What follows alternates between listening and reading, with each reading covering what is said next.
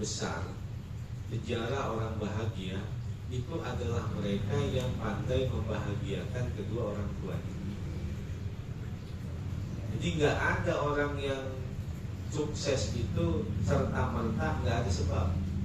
Pasti ada sisi-sisi sebab-sebab dia adalah pasti anak yang membahagiakan, menyenangkan, berbakti kepada kedua orang tuanya. Pasti itu.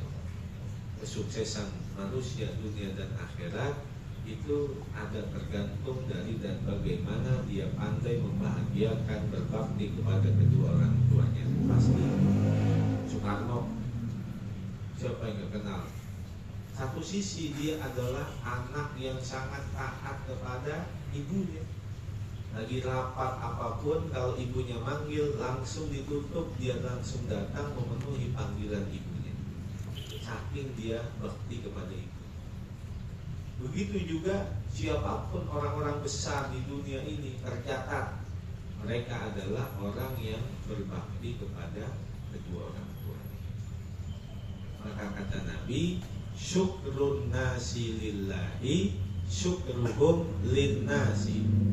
Bersyukurnya manusia kepada Allah itu adalah berterima kasihnya mereka kepada manusia, yaitu orang-orang yang pernah berbuat baik kepadanya.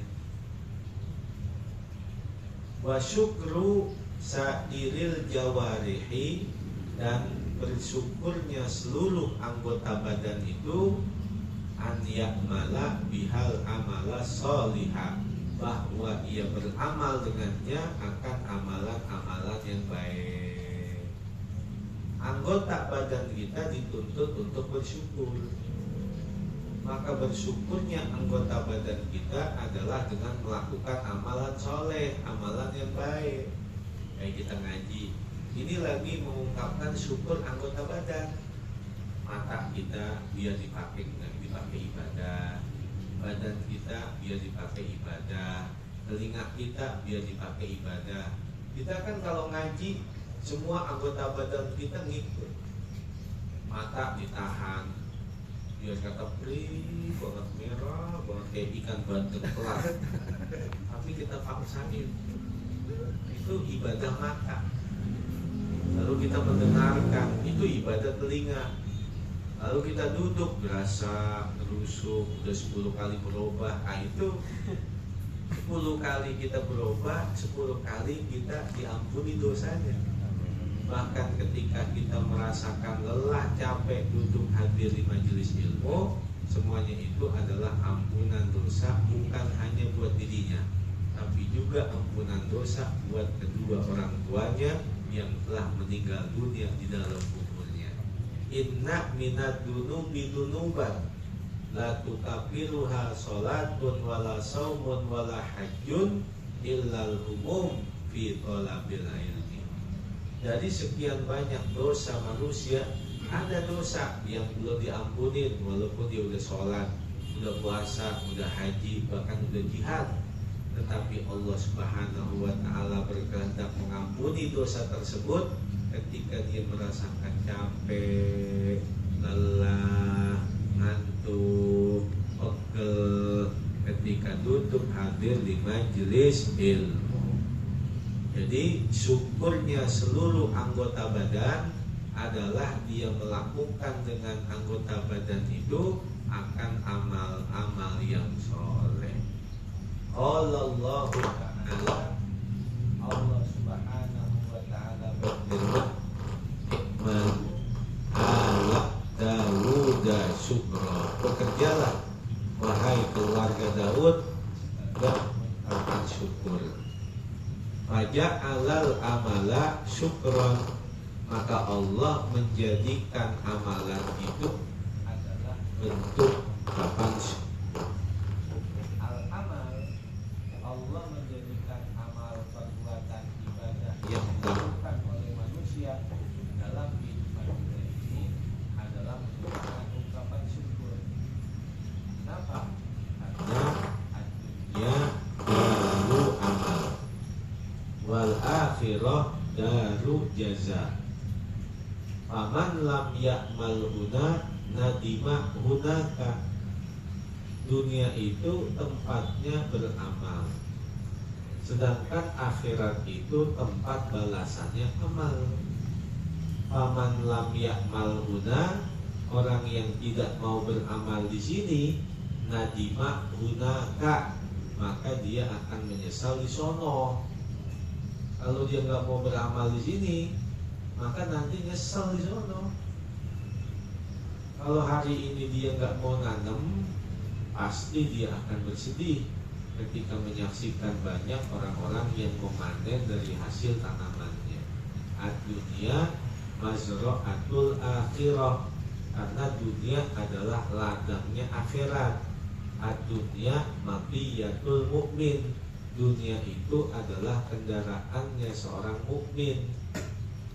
Ad-dunya jisrun lil akhirah, wal akil la yabni bil jusur. Dunia itu adalah jembatan untuk akhirat. Maka orang yang cerdas itu tidak akan membangun istananya di atas jembatan.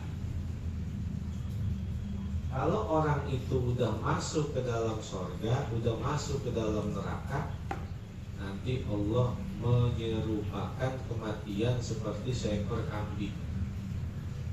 Lalu itu kambing disembelih di tengah-tengah antara sorga dan neraka.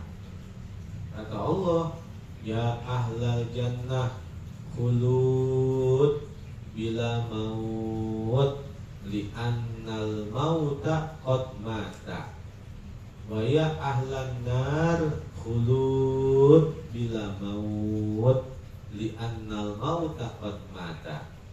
Wahai orang yang ada di sorga, tinggallah kamu kekal di dalam sorga, tidak akan lagi menjumpai kematian, karena kematiannya udah dimatiin, matinya udah mati. Lalu Allah panggil juga, wahai orang yang ada di neraka, tinggallah kamu kekal di dalamnya, tidak akan ada lagi kematian, karena kematiannya udah mati.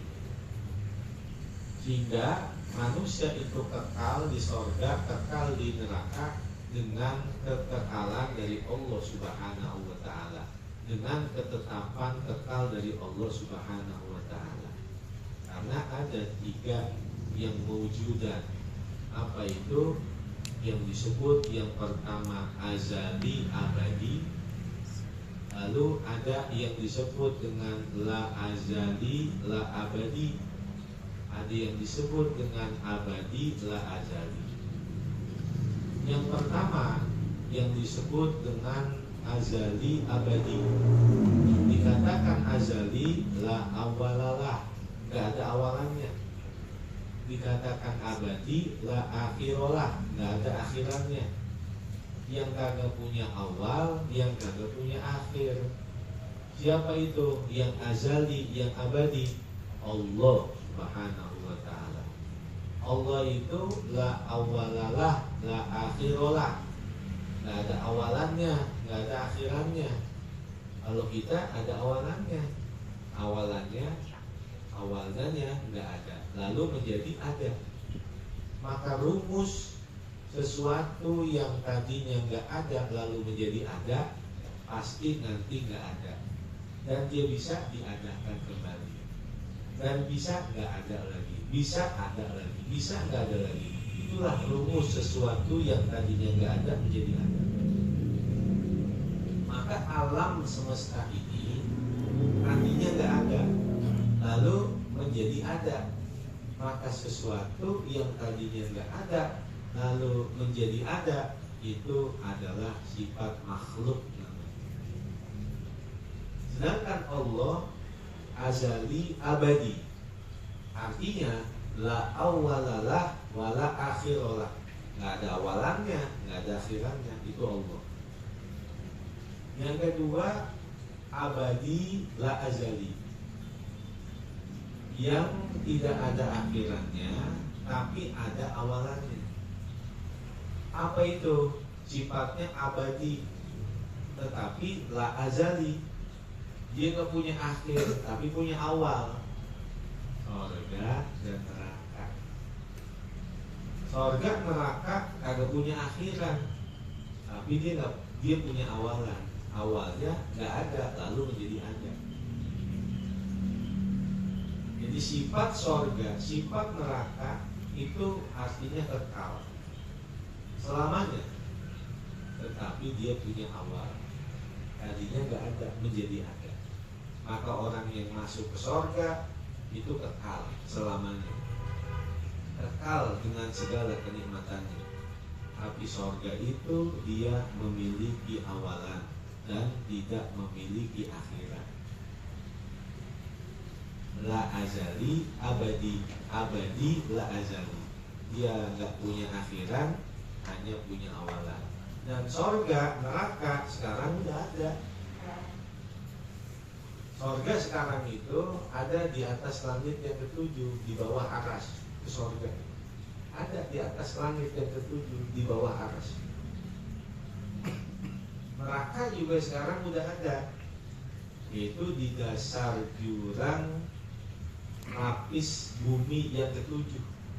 Dan mulutnya neraka jahanam itu adalah sumur barhut yang ada di negeri Yaman. Sumur terbesar sedunia. Itu adalah mulutnya neraka jahanam. Makanya orang yang kalau meninggal dunia dia bakalan yang masuk ke dalam sorga, itu ruhnya dikumpulin di sumur Zam-Zam. Maqarru arwahil mu'minin fi bi'ri Zam-Zam, wa maqarru arwahil kafirin fi bi'ri barhut. Kumpulan arwah yang bakalan masuk ke dalam sorga semuanya ngumpul di sumur Zam-Zam. Sedangkan kumpulan arwah yang bakalan masuk ke neraka itu dikumpulinya di sumur barhut di negeri Yaman. Ada orang ketika pergi haji, dia nitipin duit sama orang yang dikenal jujur, amanah,